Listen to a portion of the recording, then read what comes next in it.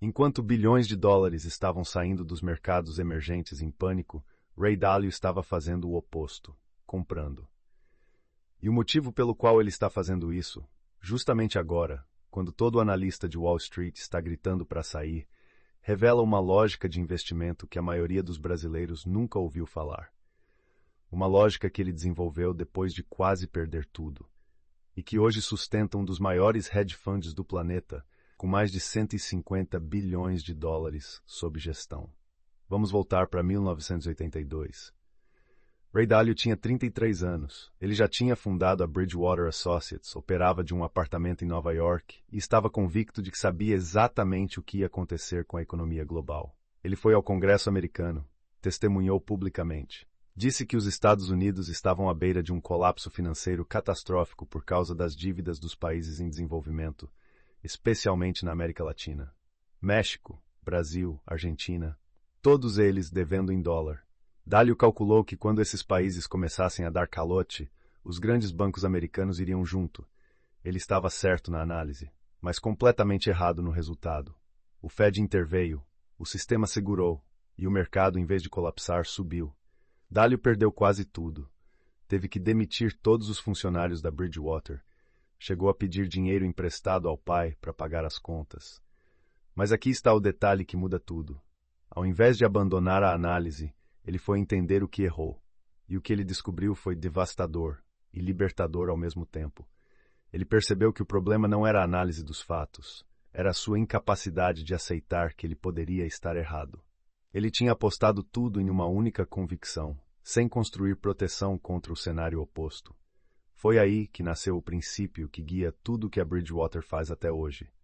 Essa frase, que Dalio repetiria décadas depois, não é filosofia abstrata. É a cicatriz de 1982. E é exatamente essa lógica que explica o que ele está fazendo hoje.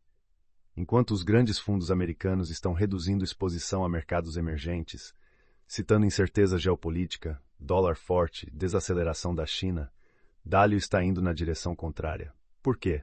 Pensa comigo por um segundo. Quando todo mundo está com medo de um ativo, o que acontece com o preço dele? Cai. Às vezes, cai muito além do que os fundamentos justificam. E é aqui que os números ficam impossíveis de ignorar. Em 2024, o valuation médio das ações do S&P 500 estava em torno de 22 vezes o lucro projetado. O índice de mercados emergentes, o MSCI Emerging Markets, estava sendo negociado a aproximadamente 12 vezes. Quase metade do preço, com economias que ainda têm décadas de crescimento demográfico pela frente. Dalio viu isso e agiu. A Bridgewater aumentou significativamente suas posições em ativos ligados à China, Índia e outros mercados emergentes. Movimentos que ficaram visíveis nos relatórios 3EF apresentados à SEC. Mas aqui está o que os noticiários financeiros não te contam sobre essa aposta. Dalio não está comprando mercados emergentes, apesar do risco. Ele está comprando por causa da estrutura de risco que o mundo desenvolvido criou para si mesmo. Deixa eu explicar. Os Estados Unidos acumularam mais de 34 trilhões de dólares em dívida pública. A Europa está com crescimento estagnado. O Japão tem uma população envelhecendo rapidamente, com uma dívida de mais de 260% do PIB. Dalio tem um conceito que ele chama de Big Debt Cycle, o grande ciclo de dívida. Ele argumenta que economias superendividadas em algum momento precisam de uma dessas saídas: inflação alta, desvalorização da moeda ou reestruturação da dívida. Qualquer uma dessas opções corrói o poder de compra de quem está 100% alocado em ativos do mundo desenvolvido. E aí vem a virada. Os mercados emergentes, com toda a volatilidade, com todo o risco político, com toda a instabilidade que um brasileiro conhece bem, representam, dentro do framework de Dalio, o mesmo contrapeso natural a esse risco sistêmico do mundo desenvolvido. Não é que ele acha que o Brasil vai superar os EZs amanhã. É que ele entende que ter zero exposição a emergentes, quando o mundo desenvolvido está sobrecarregado de dívida, é em si mesmo um risco enorme. E aqui está o dado que vai te fazer parar e pensar. Durante a crise financeira de 2008, enquanto o S&P 500 caiu quase 57%, algumas economias emergentes, especialmente no Sudeste Asiático e partes da América Latina, se recuperaram em menos da metade do tempo que o mercado americano levou. Não porque eram melhores economias, mas porque tinham correlação baixa. Quando um cai, o outro nem sempre cai junto. Então, o que você, como investidor brasileiro, faz com tudo isso? Primeiro, entenda que você já está no mercado emergente. Você vive aqui, seu salário é em reais, sua casa é aqui.